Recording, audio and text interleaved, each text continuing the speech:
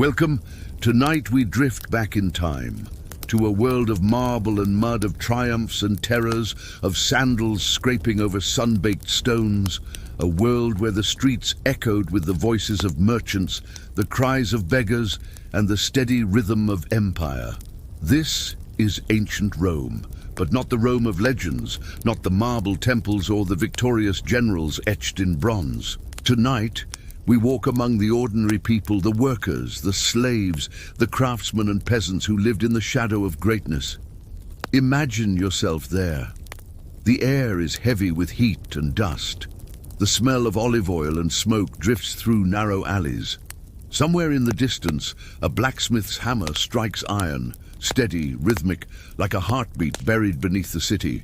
For the next 2 hours, we'll wander slowly through this world. We'll explore how it felt to live, to work, to eat, and to hope in the beating heart of the ancient world.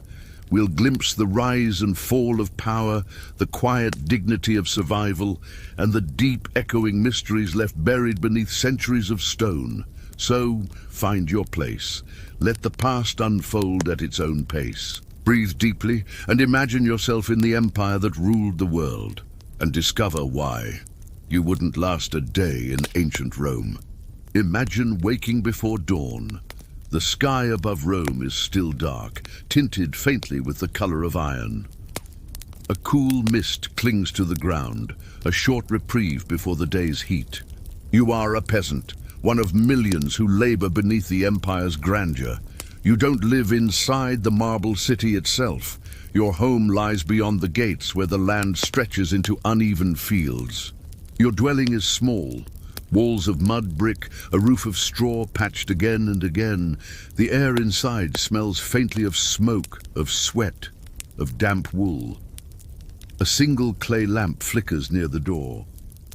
You sleep on straw, sharing the space with family, and sometimes with the animals that help you work the fields. A chicken stirs beside you, a dog shifts at your feet. Outside, the faint sound of someone else's cart rattles along the road. Another early riser, heading toward the market. You pull yourself upright, feeling the ache in your shoulders from the day before. The muscles of Roman peasants were their only wealth, and their only burden. There's no breakfast waiting.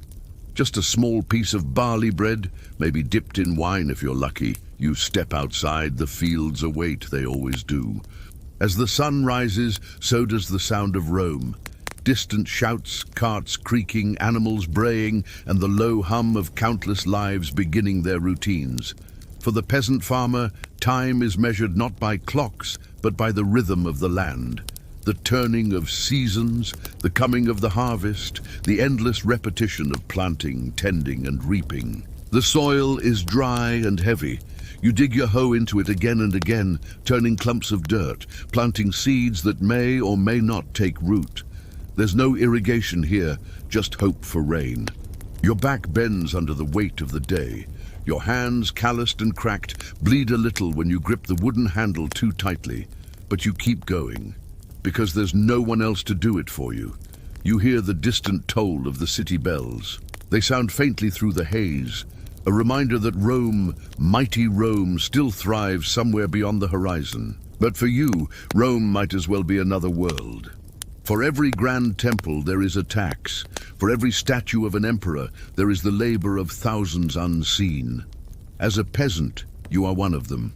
You owe a portion of everything you grow, grain, olives, grapes, to the landowners or the state.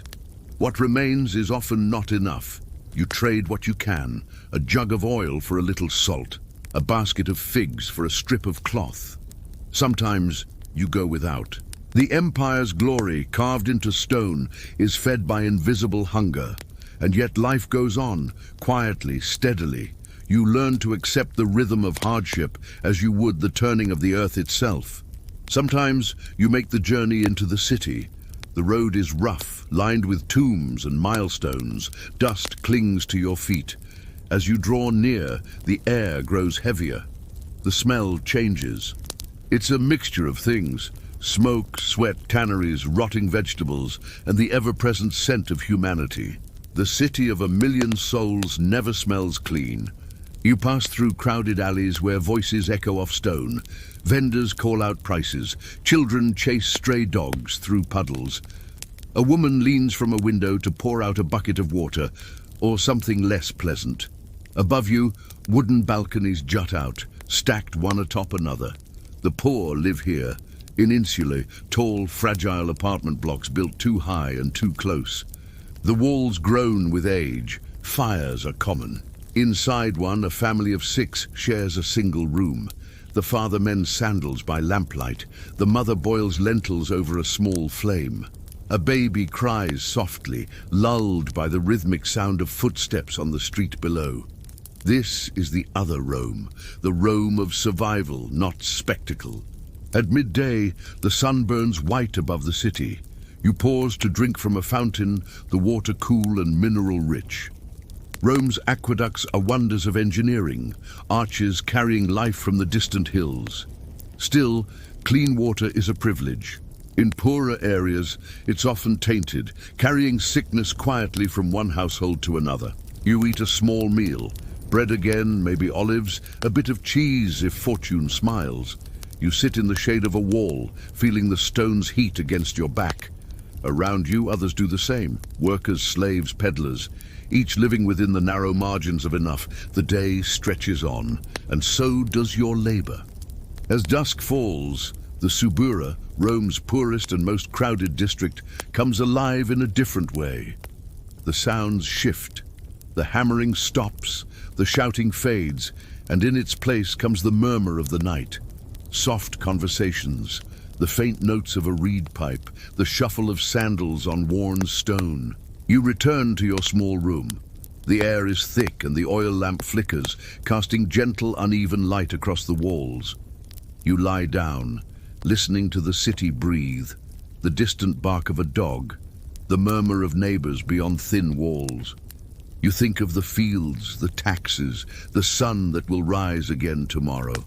You are one of countless souls who will never be remembered, yet together you sustain the greatest empire the world has ever known.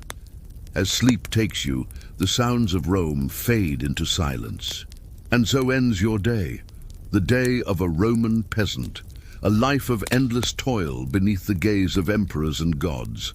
But Rome was not just its fields and alleys, it was also the seat of power, where ambition could lift a man to the heavens or destroy him completely. Let's move now gently from the dirt roads of the poor to the marbled halls of power. To the story of one man, brilliant, vain, and doomed, whose life defined an empire's excess. Imagine now that you are no longer walking through the muddy lanes of Rome, but gliding across polished marble floors. The scent of olive oil lamps and incense lingers in the air. Silk curtains move gently in the evening breeze. Somewhere beyond the colonnades, the faint murmur of the Tiber drifts through the stillness. This is the world of Nero Claudius Caesar Augustus Germanicus, a name that once carried the weight of empire itself. He was born into luxury, surrounded by marble, politics, and whispers. And yet, like so many of Rome's powerful men, his story is one not of peace, but of restlessness, fear, and inevitable collapse. The young Emperor Nero was not destined to rule, not at first. But destiny in Rome was rarely gentle. It was forged through schemes and survival. His mother, Agrippina the Younger, was a woman of fierce ambition. She knew that proximity to the throne meant life or death. She maneuvered carefully, marrying the Emperor Claudius, securing Nero's adoption, and ensuring that her son would be heir to the empire. When Claudius died, some said of poison, others said of fate, Nero was 17, still more boy than man. And yet, with the empire's blessing, the laurel wreath was placed upon his head. In that moment, Rome gained an emperor and lost its innocence. The first years, promise and calm. In the beginning, the empire breathed easier. Nero, advised by wise men like Seneca, was a gentle ruler. He spoke kindly. He reduced taxes. He even encouraged the arts, favoring poetry and music over conquest. The city glowed with optimism. Markets hummed, temples filled with quiet prayers of gratitude. Imagine walking through the Forum then, the white marble gleaming under a blue sky, the chatter of citizens discussing philosophy, and the sense that perhaps this young emperor would be different. But time, as always, reveals the truth beneath the surface. The shift from calm to paranoia power is a heavy thing. It does not rest easily in the hands of the young. As the years passed, Nero began to drift away from his advisors and away from the restraint that had once guided him. He loved performance more than politics.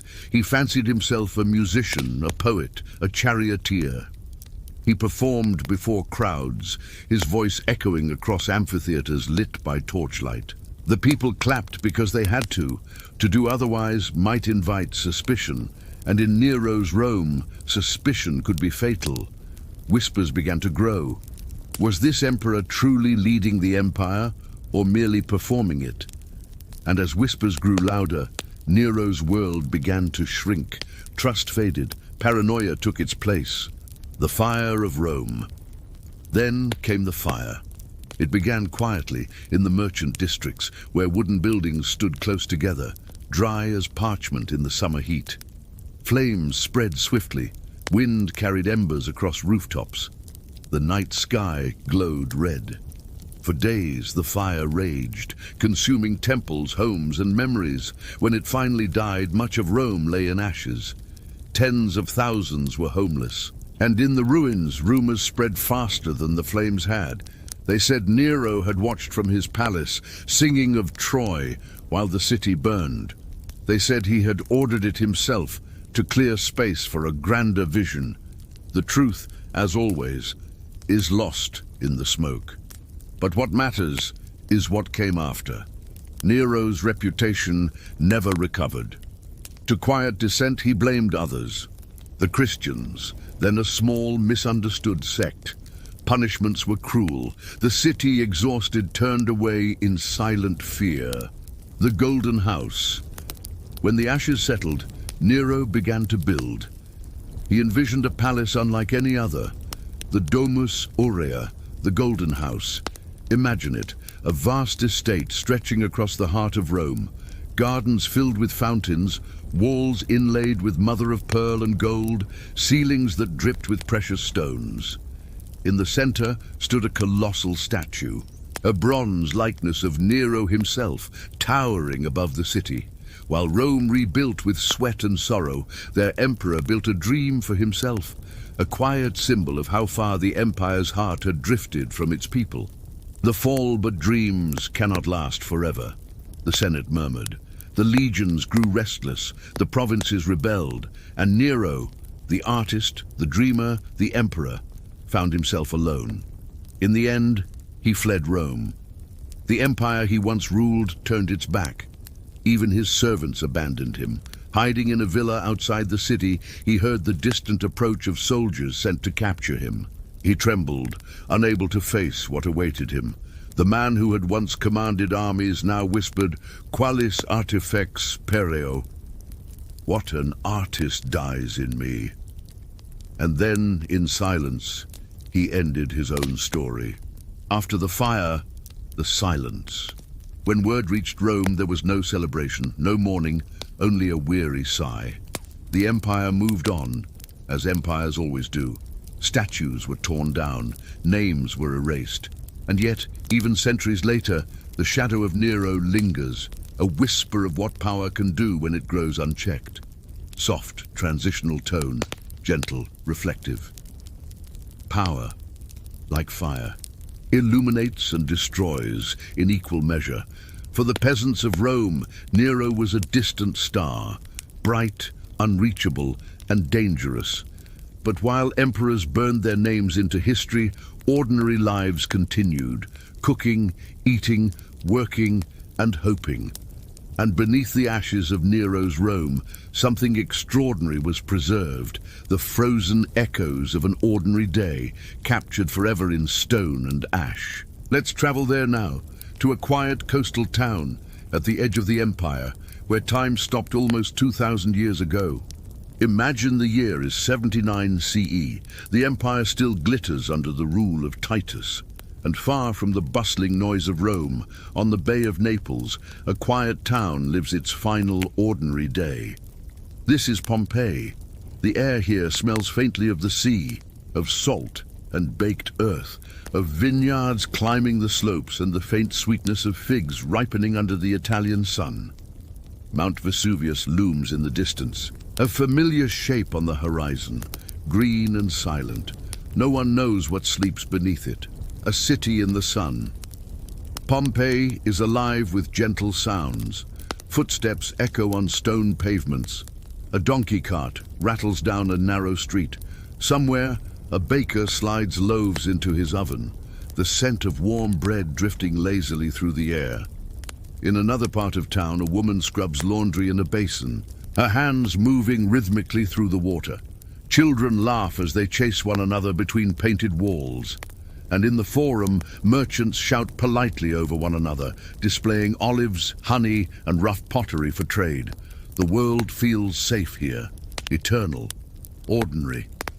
If you listen closely, you can almost hear the rhythm of that daily life. Slow, repetitive, anchored by the comfort of routine. Inside a Roman home. Now, imagine stepping into one of Pompeii's quiet villas. The air cools instantly. The thick stone walls keep out the afternoon heat.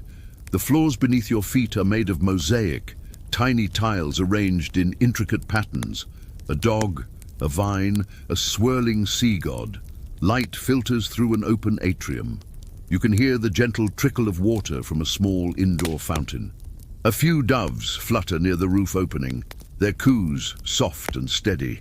The scent of olive oil and herbs drifts from the kitchen, a small dim space where a slave tends to a pot of lentils and leeks. The oil crackles quietly as he stirs.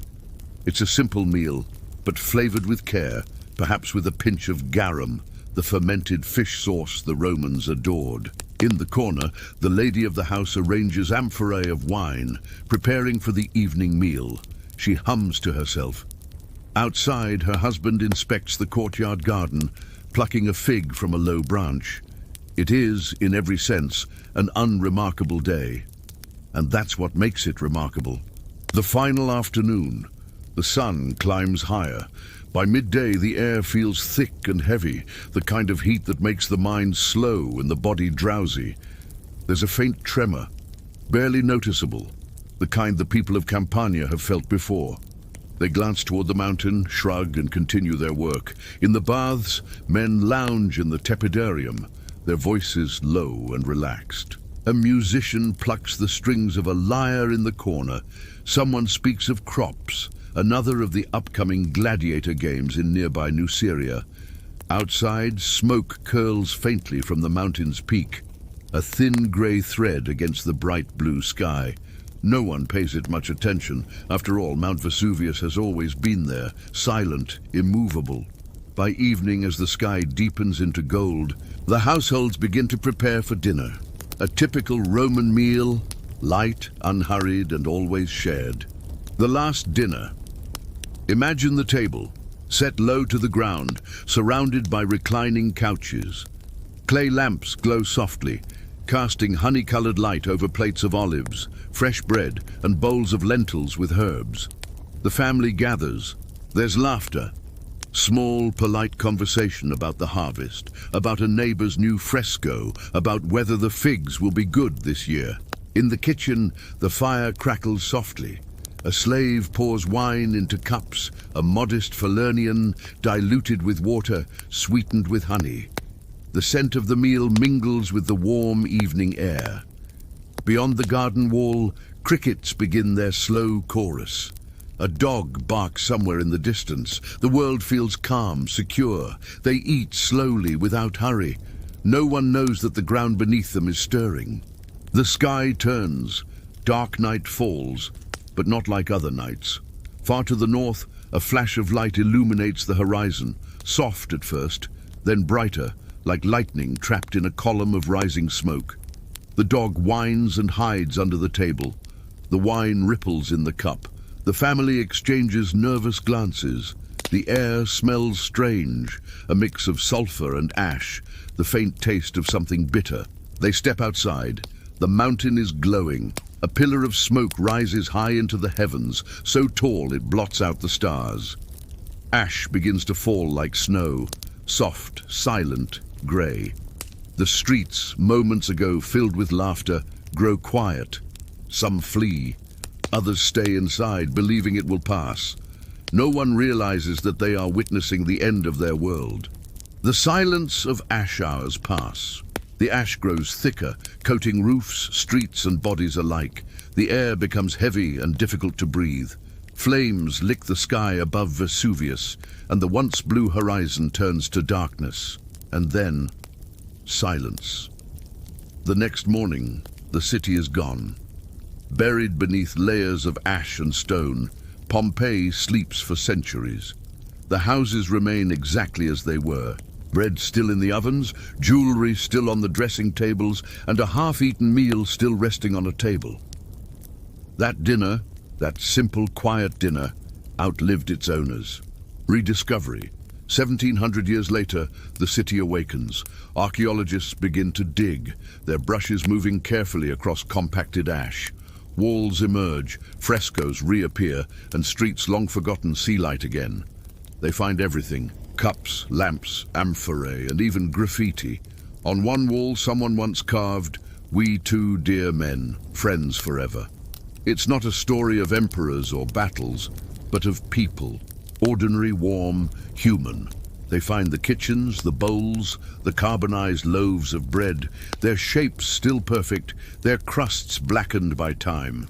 It is the most intimate kind of immortality, not through greatness, but through accident, through stillness. Pompeii never fell in battle. It simply stopped. And because it stopped, it was preserved. A snapshot of life and death, and the fragile thread that ties the two together. In the ashes of Pompeii, we find what it truly meant to live as a Roman, not in glory, but in the quiet repetition of meals, work, and family. But beyond the ashes, there were still others. The powerful, the wealthy, the ones who feasted while peasants toiled. They lived not in fear of volcanoes, but of politics, of betrayal, of losing favor in a city that never slept. So now, let's leave the quiet ruins behind and climb the marble steps of the Senate, where power, vanity, and ceremony wove a very different kind of daily life. Now imagine rising not from a straw mat in the fields, but from a bed carved of wood and ivory, its sheets faintly scented with myrrh and lavender. You are no longer a peasant, nor a merchant in the Subura. You are a senator, one of Rome's elite, a guardian of its laws and its image. The dawn light filters through a thin curtain. You hear the faint drip of the household fountain, the shuffle of a slave adjusting your sandals. Outside, Rome awakens in layers, the murmur of voices, the distant rumble of carts, and somewhere a rooster greeting the day. The morning ritual. You begin your day as every Roman of standing does, with ritual. A servant brings a small bronze bowl of cool water. You wash your hands and face, the metal faintly chilled from the night. Then in the quiet of your household shrine, you offer a pinch of incense to the lares, the guardian spirits of your home. The smoke rises softly, curling in the golden light of morning. You whisper a short prayer, not for glory, but for balance, for the stability of all things Roman. Breakfast is simple: bread, cheese, perhaps a few dates. You eat in silence, listening to the faint scratching of a stylus as your secretary reads a list of messages, petitions from clients, invitations from colleagues, and one summons: a session of the Senate today in the Curia Julia. The procession to the Forum. You leave your domus, stepping into the brightness of the street. Your toga is draped carefully, a garment heavy with meaning and discomfort. It wraps around you in long folds of wool, its whiteness a symbol of dignity.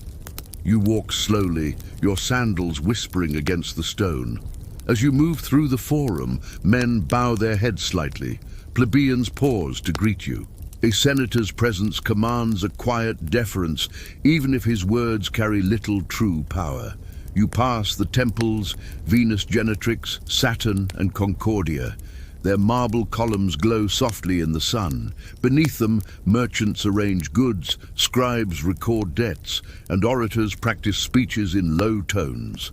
The city is alive with murmurs, and yet for all its movement, there's a strange stillness beneath it. The stillness of hierarchy, the unspoken understanding of place. The business of empire. Inside the curia, the air is thick with incense and politics. Marble benches line the chamber, their surfaces smooth from generations of use.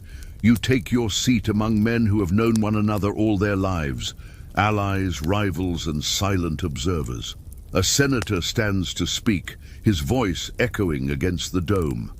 He speaks of taxes, of grain shipments delayed, of border skirmishes in far-off provinces. The words drift together, measured, practiced, almost ritualistic. There is no shouting here, no chaos, just the slow machinery of empire, grinding onward through speech and vote, through ceremony and silence. You listen, nodding when appropriate, your mind half adrift. Perhaps you think of your estate, your vineyards near Capua, the letter from your wife describing the new marble fountain she has ordered. Politics and leisure, they blend together like the distant hum of bees in summer. The midday pause. When the session ends, the senators drift out into the sunlight. Slaves bring litters to carry them home. You prefer to walk. The forum is warm now, the marble reflecting the midday glow. You stop briefly at a vendor's stall, buying a sprig of mint to chew as you go. In a shaded portico, you meet a friend. You speak softly of matters both trivial and immense. The latest poet to rise in popularity, the emperor's new decree, the rumor of a new temple being commissioned. There is comfort in this routine, in the rhythm of influence, in the illusion of control. By early afternoon, you return home. You remove the toga, its folds heavy with heat. Servants bring cool water to your feet. The house feels quiet again. The leisure of the elite. The Roman elite live by the rhythm of otium, a word meaning leisure, but one that carries a quiet gravity. You recline in your garden beneath the shade of an olive tree. The air hums with insects. A slave reads aloud from a scroll, perhaps Virgil, perhaps some new philosopher from Greece. You half listen, half dream. The garden is small but precise, a fountain in the center. Herbs lining the path, statues of gods and ancestors standing in calm watch. A bird dips into the fountain's pool, sending gentle ripples across the surface. You close your eyes. This quiet control is what defines your life. Beyond the walls, Rome teems with life and struggle, but here there is balance, measured stillness, the evening banquet. As dusk approaches, the household stirs again. The servants light oil lamps, their flames trembling softly in the warm air. The table is prepared for dinner, a triclinium set with dishes of silver and glass. You recline with guests, their togas arranged in graceful folds. There is music, a flute, a soft lyre. The meal begins simply, eggs, olives, and honeyed wine. Then fish seasoned with herbs, figs, and cheese, and finally, fruit and sweet pastries. Conversations wander lazily, from politics to poetry, from memory to philosophy. Someone recites a few lines of Horace, and laughter follows, low and genuine. No one speaks of Nero now. No one speaks of fire or famine. The empire endures, as it always does. For a moment you believe it will last forever. The quiet end of the day. When the lamps burn low, you rise slowly. Your sandals whisper again on the marble floors. You pass through the atrium, the air still, the walls painted with scenes of myth and sea. At the household shrine, you pause once more. A final offering, a silent thanks. The smoke curls upward, fading into the darkness above. In your sleeping chamber, the night air drifts through the window. You hear distant voices, A street vendor closing shop, a dog barking somewhere far away, the faint rhythm of footsteps fading into the city's lullaby. You lie down. The empire hums softly outside your walls. And like so many before you, you sleep, believing that tomorrow will come just as today did. Soft closing transition, returning the listener to reflection. And so ends our day in ancient Rome. From the soil beneath a peasant's feet, to the ashes of Pompeii, to the marble halls of senators. Rome was not one life, but millions, woven together in silence and survival. Its glory was built not just by emperors, but by hands unseen, by meals shared, by prayers whispered into the dawn. As you rest now, perhaps you can still hear it, the hum of the city that never truly died. The whisper of sandals on stone, the soft trickle of a fountain in the dark, the rhythm of Rome, steady, eternal, and now fading gently into sleep. The night has settled fully now. The city of Rome, in all its centuries, has gone silent. From the peasant's hut outside the city walls, to the charred stillness of Pompeii, to the marble corridors of the Senate, the empire sleeps. The fires have gone out, the echoes of footsteps fade into the cool dark, and only the faintest sound remains, the soft whisper of wind moving through the ruins. The weight of time. Imagine walking now, centuries later, through what remains. The stones of the Forum are cold beneath your feet. Weeds grow through the cracks, and birds perch where senators once spoke. The walls that once gleamed with marble are worn smooth by rain, their carvings barely visible in the dim light of dawn. But the rhythm of the place still lingers, the pulse of a city that once called itself eternal. You pass the ruins of temples, arches that reach for the sky but lead nowhere. A broken column catches the morning light, its shadow long and soft against the earth. You pause and listen. There are no voices now, no carts, no shouting merchants or poets reciting verses, only stillness, the kind of stillness that feels alive, as if time itself were holding its breath, lives within the dust. In that silence, you remember the lives that once filled this place. The farmer in his field bent beneath the sun, the mother in the Subura rocking her child beside a flickering lamp, the performer in Nero's court singing softly beneath the emperor's nervous gaze, the family in Pompeii sharing their final meal beneath a golden sky, the senator raising a cup to the quiet illusion of eternity. Each of them lived, worked, loved, and vanished, their stories carried forward not by memory, but by the very soil beneath your feet. And now they are dust. But in that dust, something beautiful remains. The simple pattern of human life repeating itself again and again, like the turning of the seasons, the comfort of the present. As you listen, you might feel a quiet gratitude.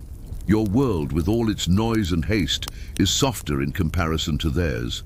No fires creeping across the horizon, no emperors demanding your praise, no endless hunger beneath the sun.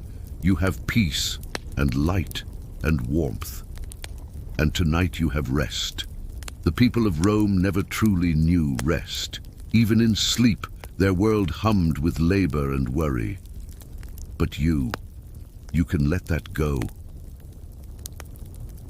So now, as the last echoes of history fade, you breathe deeply. You feel the weight of centuries lift from your mind. The sound of sandals on stone becomes the rhythm of your heartbeat. The flicker of oil lamps becomes the soft glow of your own room. The distant hum of Rome's forgotten streets fades into the quiet of the present. Imagine the Tiber flowing slowly, endlessly, its surface catching the light of the moon. The city sleeps beside it, its temples long empty, its people long at peace. And you drift beside them, into that same stillness.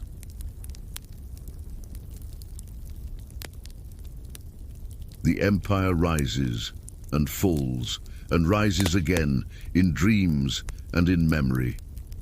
And somewhere, beneath the dust and the years, Rome still breathes.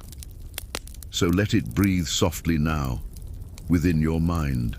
As you let go and rest, good night, traveler, sleep well, and may your dreams be filled with the quiet echoes of the ancient world.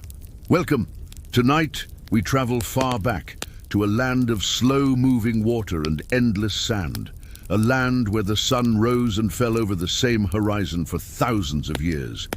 This is Egypt, not the Egypt of legends and treasures, but the Egypt of life itself. The Egypt of workers and farmers, of dust and sweat, of the steady rhythm of survival beneath the gaze of the gods. You can almost hear it already. The low murmur of the Nile, the faint creak of wooden boats drifting downstream, the rustle of papyrus reeds swaying in the heat. It is a place where everything revolves around one great pulse, the river. Its rise and fall mark the passing of time, and with it the fortunes of millions. Tonight, as you drift into rest, we'll explore the quiet side of this civilization, the daily life that built eternity. We'll walk beside the tomb builders of Thebes, watch the slow unfolding of Cleopatra's last reign, wander through the mysteries buried in the Valley of the Kings, and finally recline at a noble's banquet, where music and incense mask the stillness of a fragile empire. So, take a deep breath. Let the noise of the present fall away. The air grows warmer, the sand glows gold, and in the distance the river moves with its eternal calm. Welcome to ancient Egypt. Imagine waking before dawn.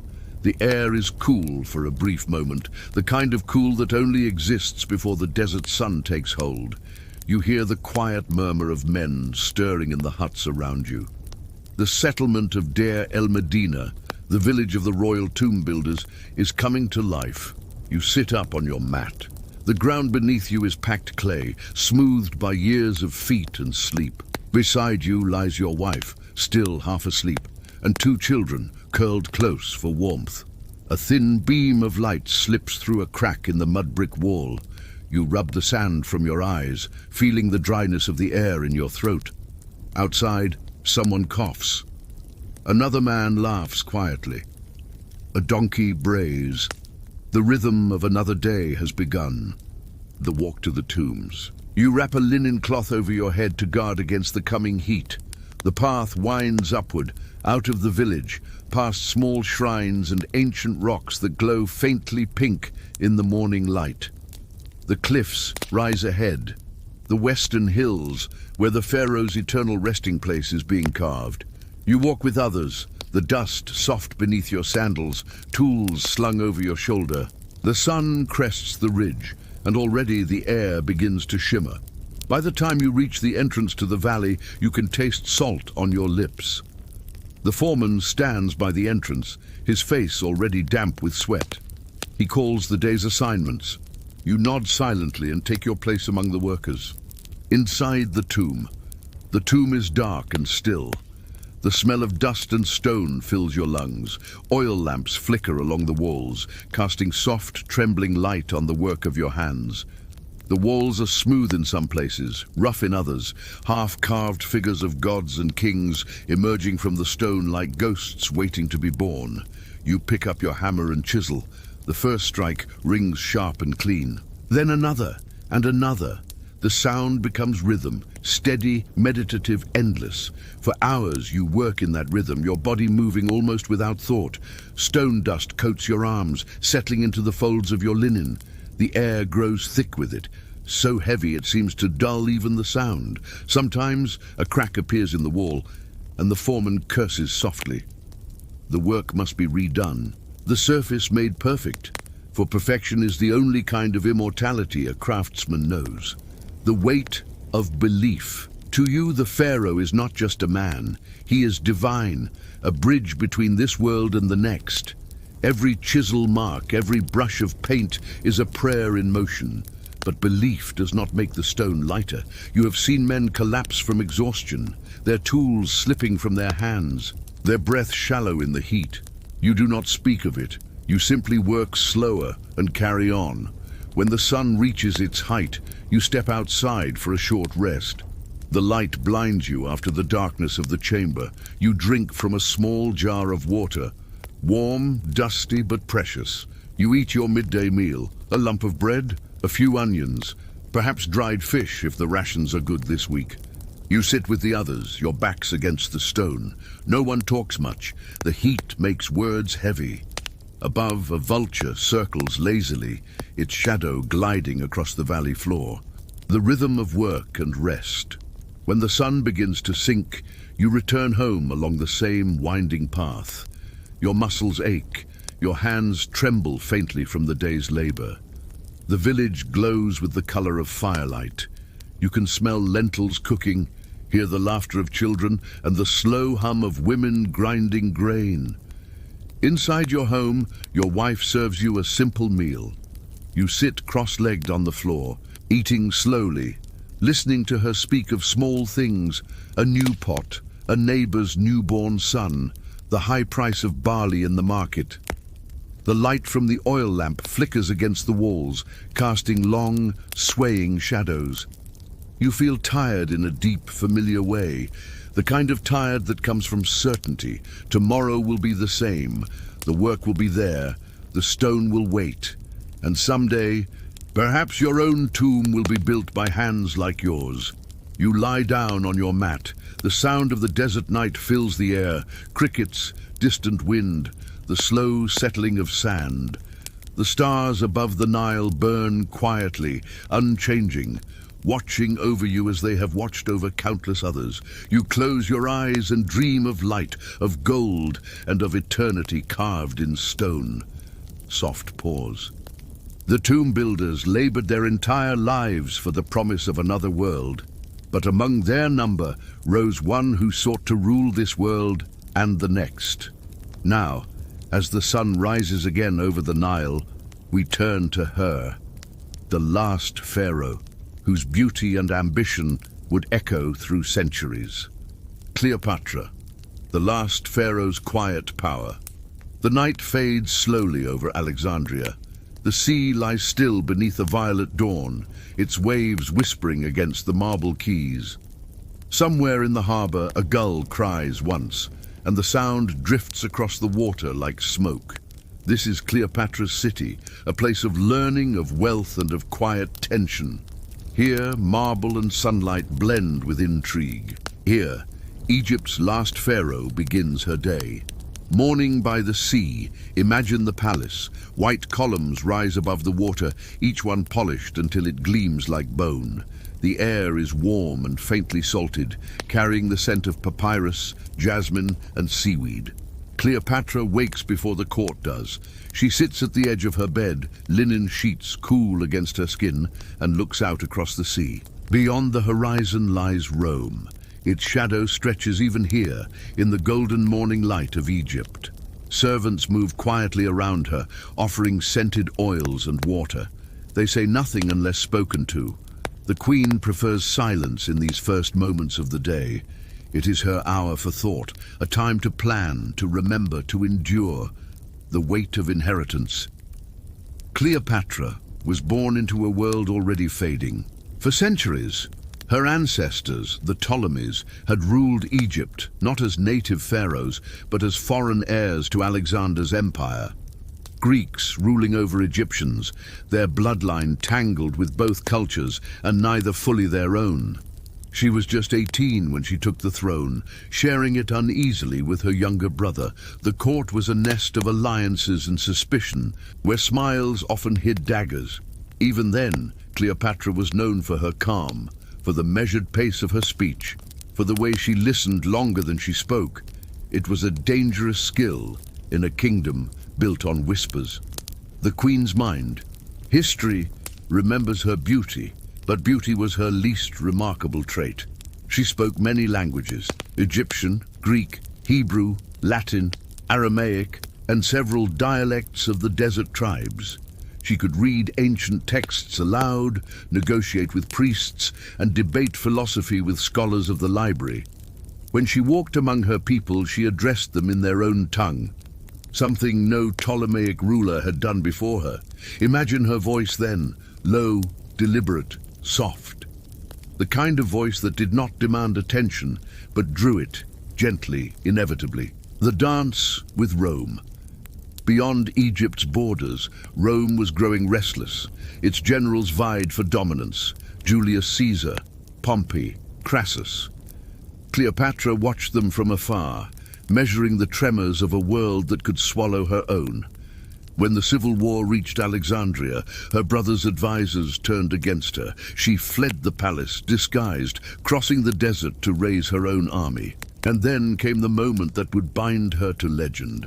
One evening, as Caesar rested within the palace, a carpet was brought before him, and when it was unrolled, Cleopatra stepped out.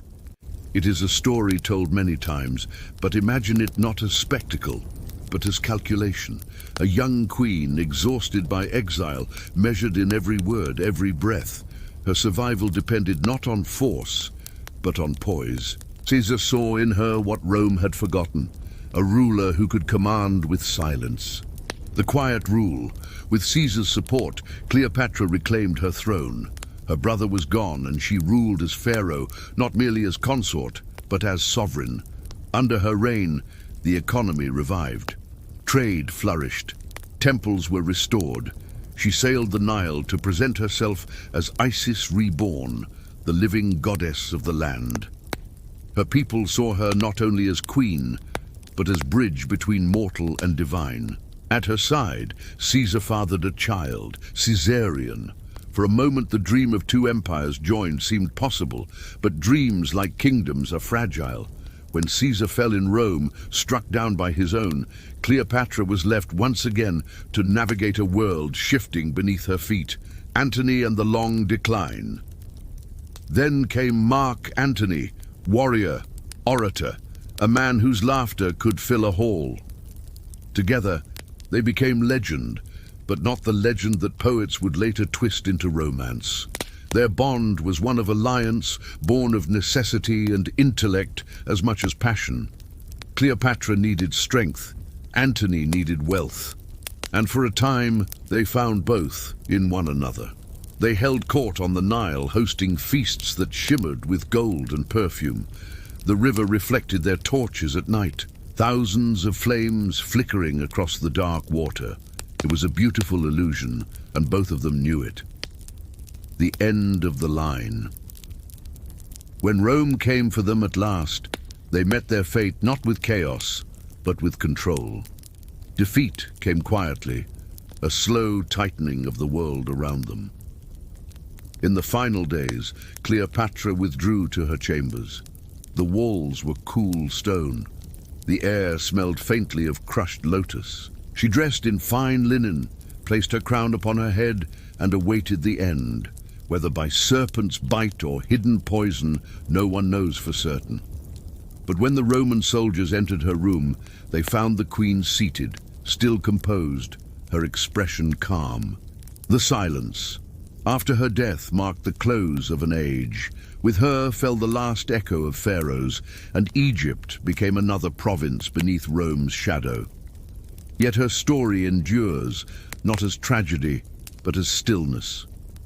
A life lived entirely in the space between power and peril, beauty and intellect, duty and defiance. Even now, if you listen closely, you can almost hear her footsteps echoing through the marble halls and the faint whisper of the sea beyond.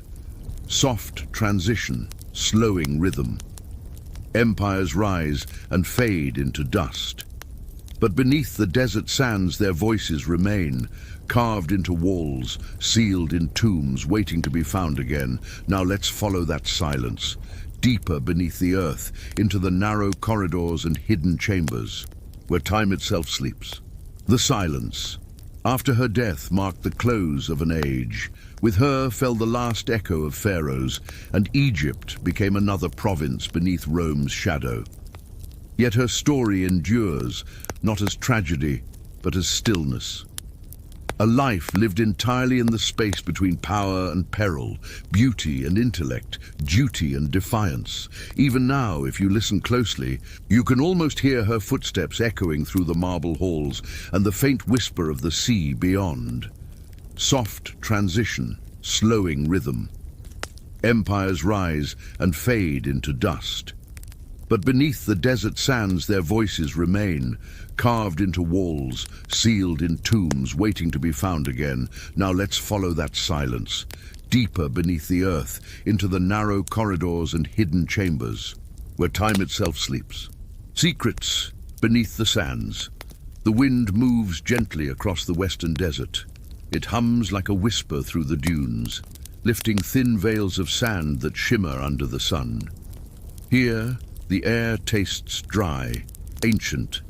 Every grain beneath your feet has passed through centuries, carried by wind and time, covering and uncovering the same stones again and again. This is the land of the dead, the valley of the kings, the land of silence. Imagine standing at the edge of that valley. The cliffs around you are pale gold, rising like broken walls against the endless blue of the sky. There is no sound but the wind and perhaps the distant call of a hawk circling high above. The ground is cracked and uneven, marked by narrow paths leading toward the entrances of tombs, small, dark openings carved into the rock, each leading into a world hidden from the sun. For thousands of years, this valley has kept its secrets. It is a place of purpose and patience, where time moves slowly, a place built not for life, but for eternity. The tomb maker's legacy. Inside the tombs, the air is cooler. It smells of dust and of something older still. A faint mineral scent, like stone that has held its breath for ages. By the light of your torch, you see walls alive with color, deep blues and ochres, gold that still glows softly after all these centuries. Scenes unfold in silence. Pharaohs sailing across the underworld, gods with falcon heads, judging the souls of men. Endless lines of hieroglyphs, each one a prayer to ensure safe passage to the next world. The workers who painted these scenes lived ordinary lives. They woke before dawn, ate bread and onions, and walked into darkness to paint eternity. Their brushes were reeds, their paints made from crushed stone, mixed with egg white and water from the Nile. Each stroke was deliberate, each color chosen for its meaning. Blue for creation, gold for the divine, green for life reborn. You can almost see the steady motion of their hands, and hear the quiet scraping of the brush over plaster. The rhythm of their work, slow, patient, unhurried.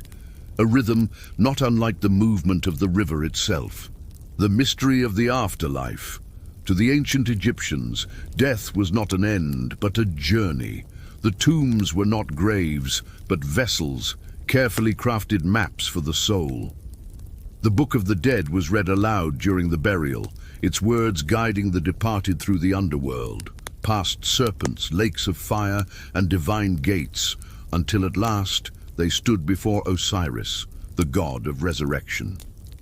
Their hearts would be weighed against a feather, the feather of Ma'at, the principle of truth and balance. If the heart was light, the soul passed on into the eternal fields of reeds. If it was heavy, it was devoured by Amit, the silent creature of judgment. And so the tombs, the art, the prayers, all were acts of devotion to balance, to order against chaos, to life continuing beyond decay. Discoveries in the sand thousands of years later, when the desert had long forgotten the names of the pharaohs, curiosity returned to this valley. Archaeologists, dreamers with brushes and notebooks, arrived to wake what had been sleeping. In 1922, a man named Howard Carter cleared the final layer of rubble from a hidden doorway. Behind it, he found a sealed chamber. He wrote that when the candlelight flickered through the opening, he saw wonderful things: gold, ivory, carved stone, the treasures of Tutankhamun. But even more wonderful than the riches was the silence that had preserved them. The tomb had remained untouched for over 3,000 years, its walls still painted, its story unbroken. As you imagine it now, picture not the glitter of gold, but the stillness of air that had not moved in centuries, a moment of perfect quiet spanning millennia. The language of stone. Even today, the sands still hold secrets. Each discovery begins not with glory, but with patience. a brushstroke removing dust from a single carving, a fragment of pottery uncovered, a symbol etched faintly in limestone. Every artifact tells of a life once lived, a servant's bowl, a child's toy, a scribe's half-finished line. In this way, the desert speaks softly, revealing its truths only to those who listen long enough. The archaeologists who work here describe it as a conversation with time, one that answers slowly, but always truthfully. And beneath every layer of sand lies the same message, that nothing truly vanishes, only sleeps. The stillness beneath the earth. The deeper you go, the quieter it becomes. The air thickens, the light fades. The weight of the mountain presses down around you, and then a final chamber. Here rests the sarcophagus, stone upon stone, painted with hieroglyphs that shimmer faintly in your torchlight. It is both beautiful and solemn, a monument to a single human hope, that something endures beyond the grave. You step closer. The air is unmoving, as though even time hesitates here. You can almost hear the echo of a voice, a prayer whispered thousands of years ago, still lingering beneath the stone. The sands cover, the winds erase, but the spirit of those who built and believed still hums faintly beneath the desert floor. And as the day fades, the light turns gold again. The cliffs glow one last time before sinking into shadow. The living return to their homes, the valley falls quiet, and eternity, patient, unbroken, resumes its gentle watch.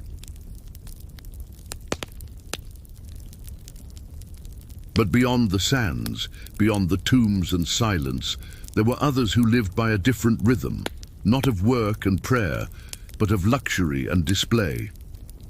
Let's leave the valley now and follow the Nile north to where the nobles of Egypt reclined in fragrant gardens, their evenings filled with music, wine, and whispered poetry. A banquet with the nobles. The sun sets over the Nile, turning the water to liquid bronze. The river flows slowly, its surface catching the last traces of the day. Palm trees rustle softly in the evening wind. Somewhere in the distance, a flute begins to play, its notes thin and wavering, rising above the hum of crickets and the quiet laughter of voices carried on the breeze. You are walking now through the gardens of a noble's estate, the home of a high official, perhaps a priest, or one favored by the pharaoh himself. The scent of lotus blossoms and honey drifts through the warm air. Lamps flicker along the pathways, their flames trembling like fireflies in small clay bowls of oil. Tonight, there will be a feast, and you are among the guests. The house of plenty. The home stands tall, built of fine whitewashed stone. Its entrance is framed by painted columns, blue and red, adorned with lotus and papyrus designs. Beyond the threshold lies a wide courtyard, open to the sky, with pools of clear water reflecting the fading light.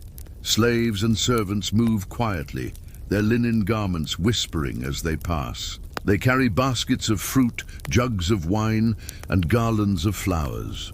A musician tunes her harp in the corner, plucking each string until the sound settles into harmony. At the far end of the courtyard, a raised dais is prepared for the guests of honor. Cushions of woven fabric are arranged in circles. Low tables gleam with polished bronze dishes. The air buzzes faintly with anticipation, but not the kind that stirs or excites. It's the soft hum of comfort, the promise of good company and full plates. The guests arrive one by one. The guests enter. Men in crisp linen kilts, women draped in sheer gowns that catch the light. They wear collars of turquoise and lapis lazuli, their eyes rimmed with black coal, their skin glistening faintly with oil. They greet one another with slow bows and quiet laughter. Servants pour cool water over their hands, catching it in bronze basins before drying them with cloth. Perfumed cones of scented wax are placed atop their heads, small pyramids that melt slowly through the evening, releasing fragrance as the air cools. The nobleman himself enters last, accompanied by his wife. He is older, his face lined with the years of sun and rank, but his smile is easy, his manner calm. He gestures for the musicians to begin. The feast begins. The music is soft and unhurried, a harp, a flute, and a rattle made of small shells. Their melody drifts like the river, a rhythm that seems to neither start nor end. You recline on your cushion, feeling the woven texture beneath your palm. A servant kneels beside you and places food on your plate. There are figs and dates, pomegranate seeds glistening like jewels, fresh bread still warm from the oven, and roast duck seasoned with herbs. The air is rich with the smell of spice and fruit. The wine, sweet and golden, pours easily, its surface catching the lamp's gentle glow. Conversation flows just as slowly. The nobles speak of trade along the river, of temple offerings, of new paintings being commissioned for the pharaoh's tomb. Their words are practiced and careful, their laughter low, each sound layered over the music and the soft rustle of palm leaves. The entertainment. When the first plates are cleared, the dancers begin. They move gracefully, their steps small and deliberate. Their bangles chime softly, a rhythm that seems to blend with the breathing of the night. One dancer raises her arms, her body swaying like a reed in the river wind. Her eyes are closed, and for a moment it feels as though the entire world moves with her. The guests watch in silence, not with awe, but with quiet appreciation, the same way one might watch the stars or the slow turning of the Nile. When she finishes, a gentle ripple of applause moves through the room. Wine is poured again. Music resumes. The feast continues. Conversations beneath the lamps. As the night deepens, the air cools. The lamps flicker lower, casting long shadows across the courtyard. You hear fragments of conversation. Two priests debating omens in the stars. A merchant describing a new spice from the Red Sea. A noblewoman whispering softly about her dream from the night before. In Egypt, dreams are sacred things, believed to carry messages from the gods. Every whisper feels like a prayer, half believed, half remembered. You lean back, feeling the smooth linen against your skin. The air smells faintly of wine, oil, and fading incense. Above, the stars emerge, cold and white in the endless dark. You wonder how many others, centuries ago, looked at these same stars and thought of eternity. The quiet end. At last, the musicians stop. The harp's final note fades into stillness. The dancers have gone. The servants move silently, clearing what remains of the feast. The guests begin to rise, stretching, smiling politely, their bodies heavy with food and warmth. Some will stay, to talk quietly beneath the trees, to let the night breeze cool their skin. Others will leave, walking home through moonlit streets that smell of dust and jasmine. You remain a moment longer, watching the flicker of the last lamp as it gutters and goes out. The garden grows dark. The sound of the river returns, steady, eternal, just beyond the walls. The rhythm of two worlds. For the nobles, life was abundance, wine, music, and perfumed evenings. For the laborers, life was toil, heat, and hunger. But both believed in the same thing, that life was only half the journey, that beyond death there was a second world waiting, a reflection of this one, perfect and unending. In that belief, rich and poor were equal. And so each night, as the last lamps went out, the living dreamed of the same horizon, the slow-moving river, the golden light, and the promise of forever. Soft pause, gentle transition into closing. Now, as the last sounds of the banquet fade, the desert night takes hold again. The sand cools under the stars. The wind moves softly through the reeds. Egypt sleeps, its people, its gods, its kings, its builders and its dreamers, all held in the stillness of the same eternal breath. The night is deep now. The wind over the desert has quieted, and the stars hang low, shining softly above the slow pulse of the Nile. The great river moves without hurry, the same way it has moved for thousands of years. It carries no sense of time, no memory of kings or queens, no judgment of those who labored or ruled, only water and the sound of its own eternal flow. Imagine standing on its bank now. The air is cool and still. The sand beneath your feet feels smooth, like warm silk fading into the dark. You can smell the faint sweetness of the river plants, hear the quiet rustle of reeds as the current passes by. Somewhere far away, a temple bell echoes, a single, hollow note rising into the night and dissolving into silence. The weight of time. You think of all the lives we've visited tonight, the builders and the nobles, the scholars and the queens. Each lived beneath this same moon, each breathed this same dry air, each felt the same sun upon their skin. Their names may be lost to the sand, but their rhythm remains. The rhythm of work and rest, of birth and departure, of the Nile rising and falling, as constant as breath. When they slept, they dreamed of eternity. When they woke, they returned to the same steady tasks, and slowly, over lifetimes, they built something greater than themselves, not just tombs or temples, but the quiet certainty that life continues, always. The comfort of stillness. Close your eyes now. Let your breathing match the river's pace, slow, even, unbroken. You are standing where they once stood, where time moves like water, flowing gently toward the horizon. All the noise of the present, the rush, the light, the worry, fades here, softening into the background hum of existence. Only the wind remains, and the distant whisper of the Nile. Its waters carry stories, fragments of prayers, and dreams of 1,000 forgotten nights.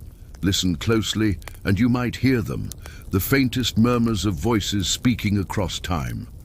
Not urgently, not sorrowfully, just quietly, as though sharing a secret that has no end, the circle of life. The Egyptians believed that life was a circle, that every sunrise was a rebirth, every sunset a small descent into the underworld. And perhaps they were right. Every night we too close our eyes, sinking into darkness, trusting that light will come again. The builders carved that faith into stone. The nobles wove it into music. Cleopatra carried it like a crown, and the desert still hums with it, beneath every shifting dune. It is the rhythm of the world itself, the slow turning, the gentle persistence, the quiet promise of return. The last light. The oil lamps are almost gone now. The last flame trembles, casting one final golden reflection across the floor before it fades. The garden is still. The river sighs softly in the distance. And above it all, the stars remain. The same stars that guided the farmers, the same stars that watched the pharaohs, the same stars that gleam quietly above you now. They are the unbroken link between all things, between past and present, between the living and the remembered, between the sound of a chisel in stone and the calm breath of someone falling asleep. The eternal river, closing meditation. The Nile flows on, beyond the reach of memory. Its surface glimmers faintly beneath the moon, carrying with it all that once was, cities, songs, names, and the soft echo of footsteps long gone. Let it carry you too into calmness. Let the current of time move gently around you until even thought itself begins to drift away. There is nothing to hold here, no need to stay awake, only the endless murmur of the water, the rhythm of your own breath, and the quiet understanding that everything returns to stillness. Breathe once more, deep and slow. The sand settles, the river flows, the stars keep their watch, and in that stillness, Egypt sleeps again. Good night, traveler. Sleep well. And may your dreams be gentle, timeless, and touched by the golden light of the Nile.